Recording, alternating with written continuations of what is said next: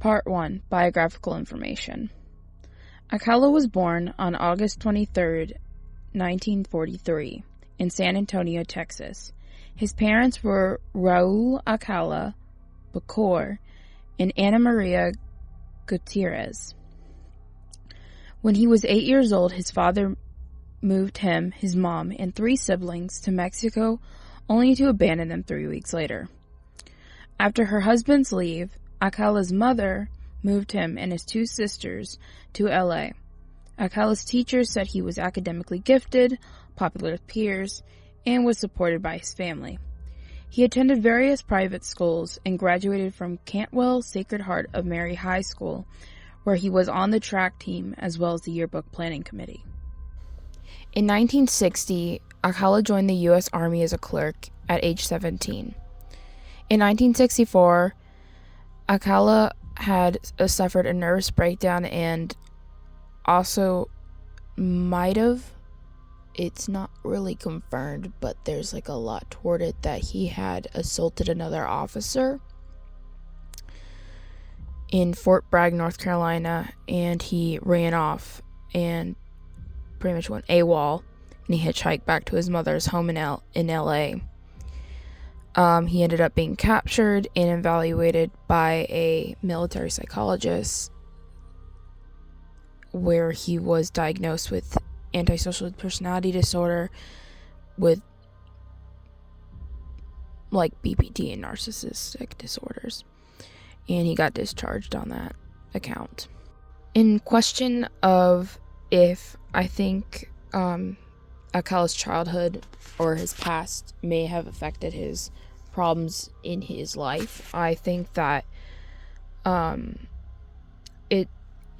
seen that Alcala's father was known for being physically and verbally abusive towards Alcala before his leave in 1954, and I think this may have caused the development of Alcala's sexual sadism comorbidities that he was diagnosed with later on in his trials by a court psychologist, as he may have used it to feel more control over others, unlike he had with his father's abuse. I also think NPD, the narcissistic disorder, may have come from him being called academically gifted and well-liked when he was in his younger years, but I think that's really spitballing on the narcissistic side, because there isn't much information further about it other than he was well liked. Other than that, I think this is from his upbringing more of a nature rather than nurture development for his his diagnosis that he had gotten through his trial and through the military. After his discharge in 1964, Alcala attended UCLA's School of Fine Arts, and he was there for film and photography. He was actually surprisingly considered highly intelligent, with an IQ around 135. He was very charismatic, which he would use later on to get his victims to come in his car, or he would also use that knowledge on photography to lure victims, either by saying, "Can I take pictures of you?" or offering them a ride in his car.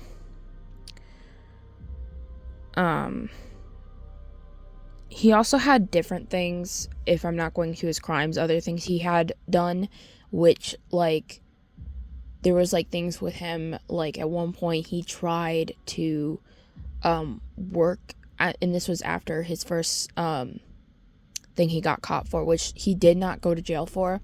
He was on probation, but he fled, and he was found working at a children's camp, and somehow the counselors didn't figure out he was a well-known sexual predator. It took for the children that were there. They were going to the post office and they saw his face on the FBI Most Wanted, and they were like, "Oh, yeah, so yeah, he did that." And there was other instances like that of him being in places he shouldn't have been, while he was doing that, like, he very much moved around a lot, which I will go on later on in this documentary about. Alcala outside seemed like a pretty normal person, despite at the time he never did in fact marry. He did not ever have children, but he wasn't a loner. He like had like normal interactions with people, mostly like you wouldn't have thought. Like he had like friends in photography circles, and also like he still talked to like acquaintances from when he was in high school, as if like he wasn't doing all these crimes at the time. He also never received treatment for his illnesses. He just kind of went on. Part 2. Criminal activity. Alcala's MO, or method of operations, was to lure victims. Often he would offer them a car ride or ask to take photos of them. He would then rape them, torture them, then finally kill them through the method of strangulation. There were also some outliers, such as cases with Georgia Wixt and Jill Parenteau, where instead of luring them in, he instead broke into both women's homes.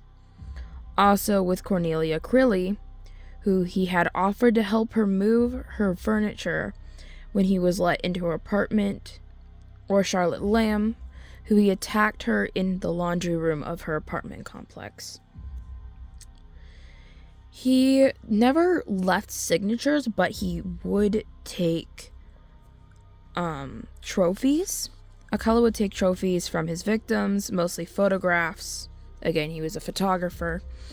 And actually, the photographs thing, they still are looking for like a lot of more of the victims because of how many photographs he had and of suspected victims.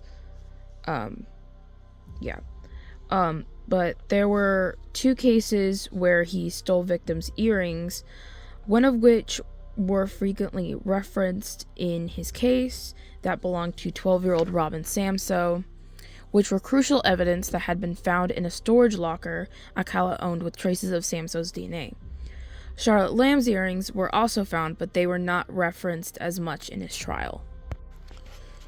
Okay, so going into Alcala's trials, first, well, there's going to be a lot. But first, there is how he was caught. On June 20th, 1979, Robin Samsoe, 12-year-old Robin Samsoe, went missing on her way to ballet class on her bike. She was on her bike and she was going to ballet class in Huntington Beach, California. Samsoe's friends told police that a stranger, a photographer, had approached them on the beach asking to take their picture. The police distributed a composite sketch of the man based on descriptions from Samsoe's friends. A Los Angeles parole officer recognized the sketch as belonging to Alcala, a known sex offender, and notified authorities. Alcala was arrested in July 1979 and found to have a receipt for a storage locker in Seattle. And now in this storage locker, they discovered a collection of like horrible evidence, like earrings belonging to Robin Samsoe, and a trove of thousands of like all his photographs of like women, children, like and boys, many of them in sexually explicit or compromising positions, which is really disgusting. The discovery of the earrings provided like key evidence to her murder due to the fact that the posts on them had her DNA on them, even though later on in his trial he would say like, oh, they were mine. No, they're not. So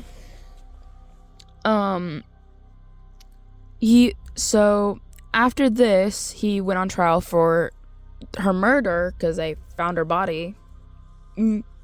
And he was found guilty in May of 1980, and they sentenced him to death in June the next month.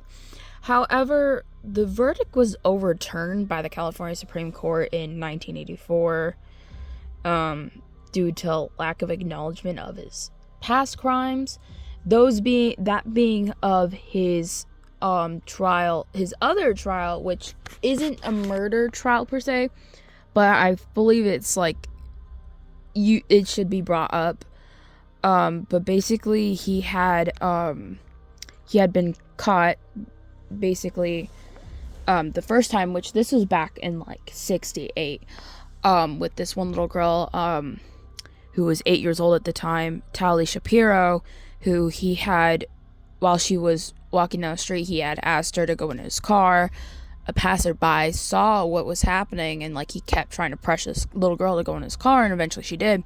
And the passerby just got like a bad feeling in his stomach, and he decided that he was gonna follow them, and eventually called police. And when police busted down the door, Samso had already fled, but Tali was found in a pool of her own blood, and she had been raped and beaten with a steel pipe, because before Alcala tried to run off, he had attempted to strangle her with the metal pipe, but after hearing police try to come in, he had began beating her with it. And due to that, but luckily police, I don't know if you could, it's an iffy situation, but the detective that had came in, tended to, the police officer that came in, tended to Tali instead of running after Alcala, who had fled the scene. But he ended up being found, obviously, but luckily she was able to survive, and she later on testified in our trial, but I'm getting ahead of myself. But anyways, basically that's what they were looking back at, those crimes.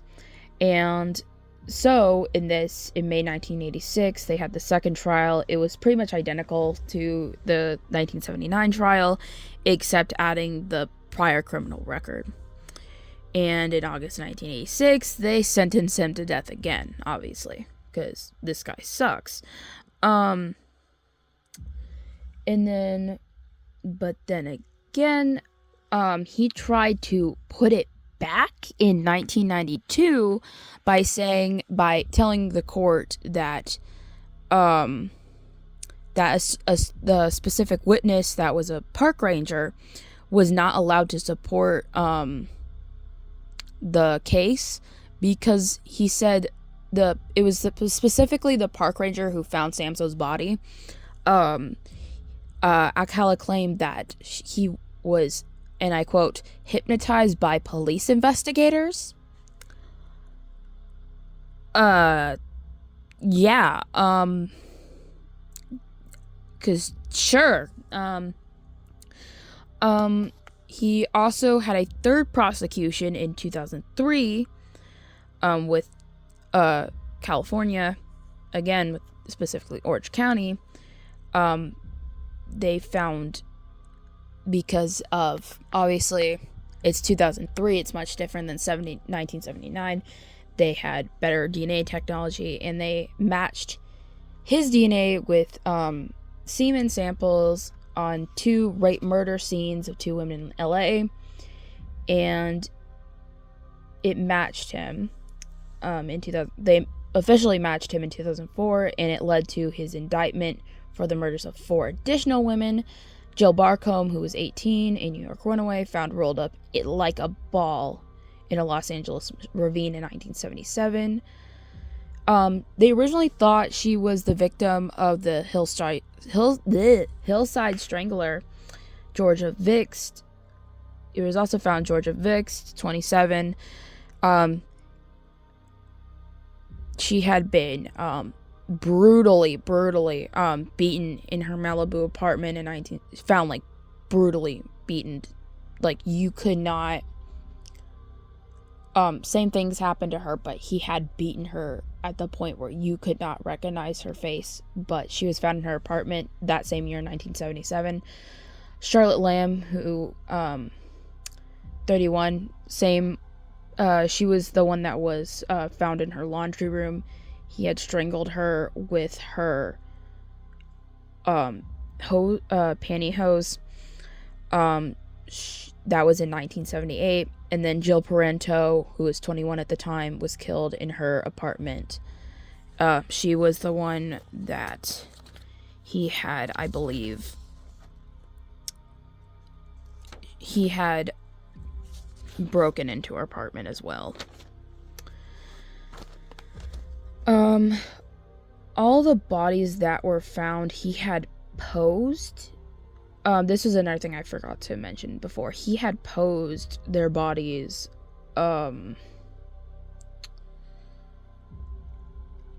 like when he left them, he had them posed, and like all those specific 4 bodies were like he had posed. Which also in that same locker that was found in Seattle, there was a second pair of earrings found, which matched Charlotte Lamb's DNA, who was the woman who was left in her laundry room. He also at this time tried to write a book in which he claimed he didn't kill Samso, and said it was someone else, even though, like, throughout his, like, trials, he multiple times, like, tried to, like, say, I didn't kill Samso, but he never denied any of the other cases, surprisingly. He also sued the California system because he fell one time and because he has a low-fat diet, but, like, who cares, dude?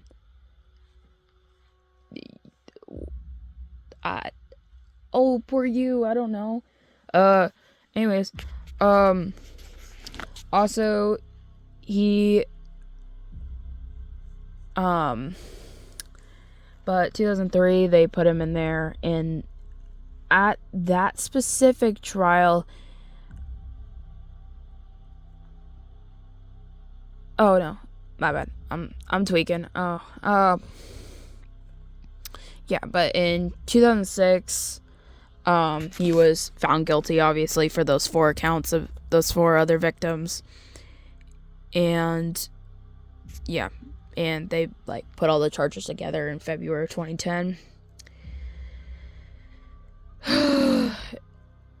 Also, for this 3rd trial, he had elected himself to act as his own attorney.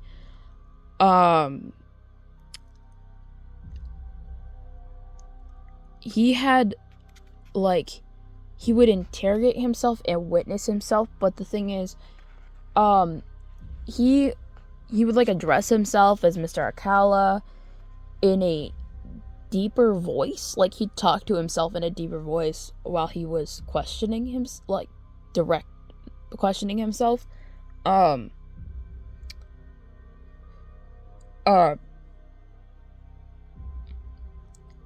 He also was found, like, rambling.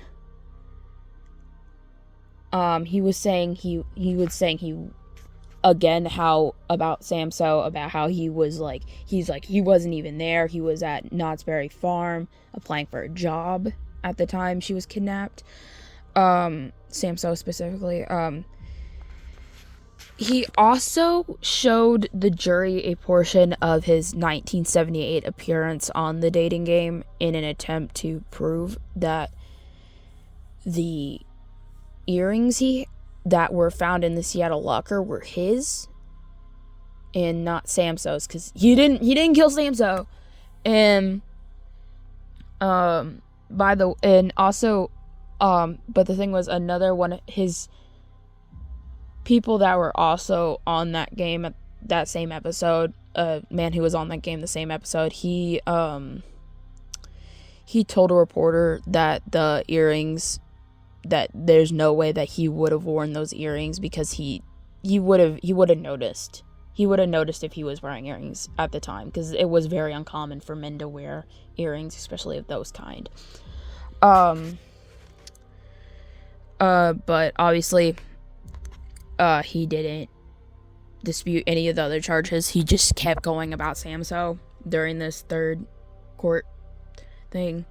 He also played a portion from Alice's Restaurant, in which, like, hold up, I'll like play it.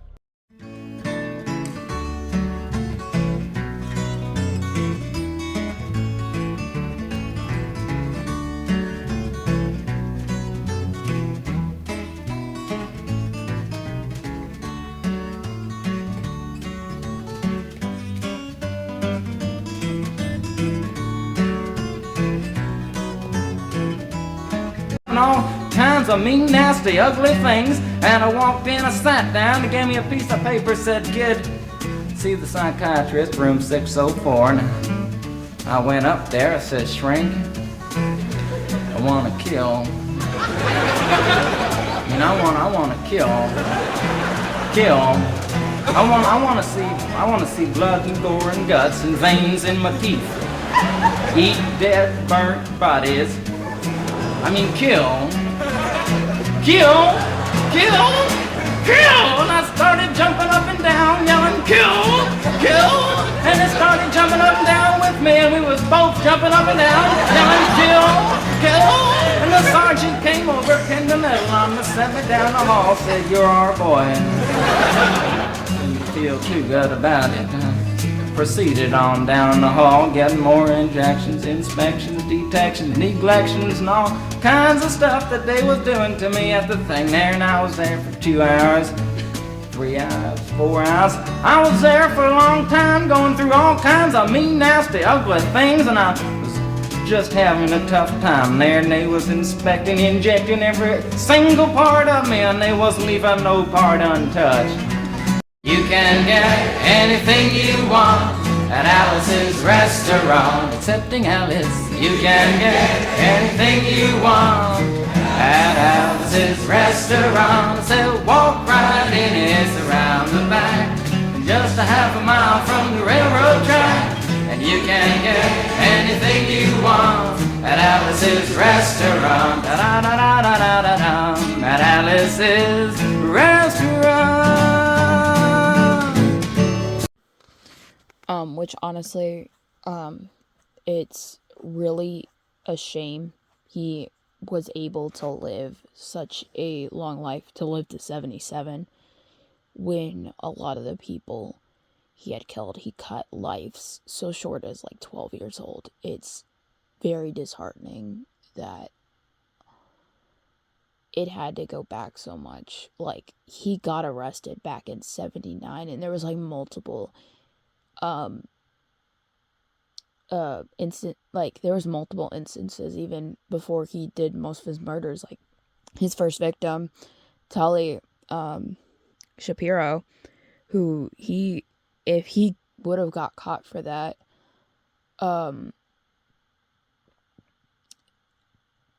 there would have been like a much more ability of a lot of those women still being alive. Yeah. But in total, his charges, in summary, were he had a violation of probation charge, 1 count of kidnapping, 1 count of battery, 1 count of providing cannabis to a minor, 2 counts of rape, and 5 counts of first-degree murder, as of 2010. Part 3. Characterizing the serial killer. In my opinion, I think the category that Alcala fits in is that of the transient role, due to his multiple times of evasion of his probation, through him moving from LA back to New York, back to LA, to even Seattle, just having his stuff in Seattle. Like, he moved all around these big cities, doing his crimes like it was no big deal. And I don't think there was much of a organization to it, but I definitely think he was just trying to get as much surface as possible, because he didn't care. He did not give two rats of a fart about anyone. I also believe he is a hedonistic and power-oriented serial killer due to his I'm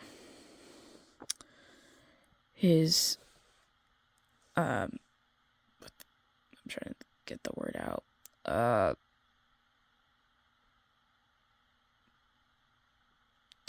What's the word for it? His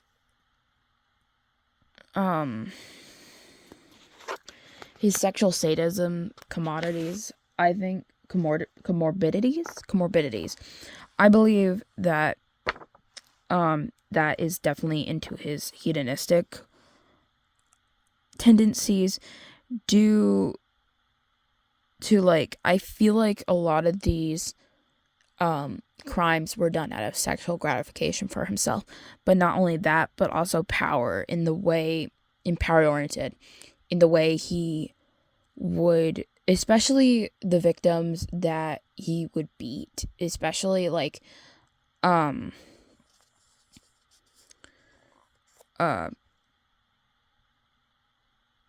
trying to get the name out. I'm trying to think. What was her name?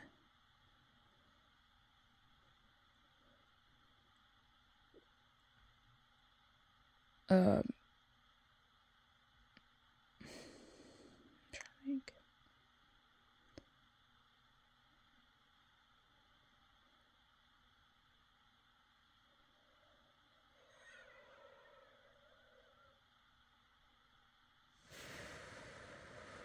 Specifically, Georgia Vixt, who he had, like, disfigured through his beatings against her, at the point where her face was unrecognizable. To the point to hit someone that much is a very power-oriented thing to do. Also, the way he strangled each one of his victims in the method of kill, I just feel it was like, because, like, they always say, like, strangulation is, you have to, it's such a personal way of killing someone, and these were women he did not know personally, and little girls he did not know personally, and he just strangled them. Multiple women with no care. No pity, no nothing. It also, that with his how his childhood was with his father, I just strongly believe that it was a very he did it because he found that kind of pleasure into it.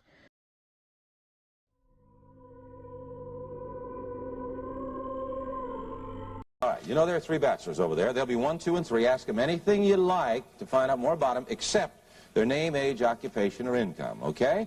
And we're going to start by having them say hello to you and see how they sound. Number 1, would you say hello to Cheryl, please? We're going to have a great time together, Cheryl. Okay, number 2. Hi, Cheryl. It's nice to almost meet you. And when you're situated, you may begin. Good luck, gentlemen, and here we go. Bachelor number 1. Yes? What's your best time? The best time is at night, nighttime, Why do you say that? because that's the only time there is. The only time? What's wrong with morning, afternoon? Well, they're okay, but nighttime's when it really gets good. Then you're really ready. How about you, bachelor number 2? Right now. Right now, anytime. Right here in front of everybody, huh? Yes, beautiful, great boys. I'm a drama teacher, and I'm going to audition each of you for my private class. Bachelor number 1. You're a dirty old man. Take it. Come on, over here.